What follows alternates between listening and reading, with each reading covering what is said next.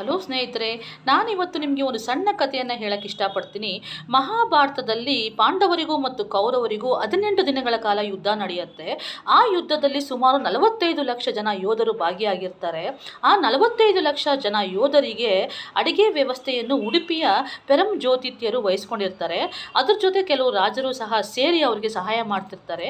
ದಿನ ಬರ್ತಾ ಬರ್ತಾ ಯೋಧರು ಕಡಿಮೆ ಆಗ್ತಾ ಆಗ್ತಾ ಇವರಿಗೆ ತಲೆಬಿಸಿ ಸ್ಟಾರ್ಟ್ ಆಗುತ್ತೆ. ಎಷ್ಟು ಜನಕ್ಕೆ ಸೇರಿ ಅಡುಗೆ ಮಾಡಬೇಕು ಅನ್ನೋ ಕನ್ಫ್ಯೂಷನ್ ಅವರಿಗೆ ಶುರುವಾಗುತ್ತೆ. ಇದನ್ನು ಶ್ರೀಕೃಷ್ಣ ಪರಮಾತ್ಮನಿಗೆ ತಿಳಿಸ್ತಾರೆ. ಶ್ರೀಕೃಷ್ಣ ತಟ್ಟೆಯಲ್ಲಿ ಕಳ್ಳೆಕಾಯಿ ಹಾಕ್ಕೊಂಡು ಬಾಯಿಗೆ ಒಂದೊಂದಾ ತಿಂತ ತಿಂತ ರಾಜರಿಗೆ ಗೊತ್ತಾಗುತ್ತೆ, ಎಷ್ಟು ಕಳ್ಳೆಕಾಯಿ ಬಾಯಿಗೆ ಹೋಗುತ್ತೋ ಅಷ್ಟು ಜನ ಯೋಧರು ಮಾರನೇ ದಿವಸ ಇರಲ್ಲ, ಎಷ್ಟು ಜನ ಕಳ್ಳೆಕಾಯಿ ತಟ್ಟೆನಲ್ಲಿ ಉಳಿಯುತ್ತೋ ಅಷ್ಟು ಜನ ಮಾತ್ರ ಬದುಕಿರ್ತಾರೆ. ಸೊ ಅದರ ಪ್ರಕಾರ ಅವರು ಅಡುಗೆಯನ್ನು ಮಾಡ್ತಾರೆ. ಅಡುಗೆ ಯಾರಿಗೂ ಒಂದು ದಿವಸನೂ ಕೊರತೆ ಆಗೋದಿಲ್ಲ, ಮತ್ತು ಅಡುಗೆ ಸಹ ಉಳಿತಾಯ ಆಗಿ ಹಾಳು ಆಗೋದಿಲ್ಲ. ಸೊ ಇದರಿಂದ ನಮಗೇನು ಗೊತ್ತಾಗುತ್ತೆ, ಆಹಾರವನ್ನು ನಾವು ಹಾಳು ಮಾಡಬಾರ್ದು.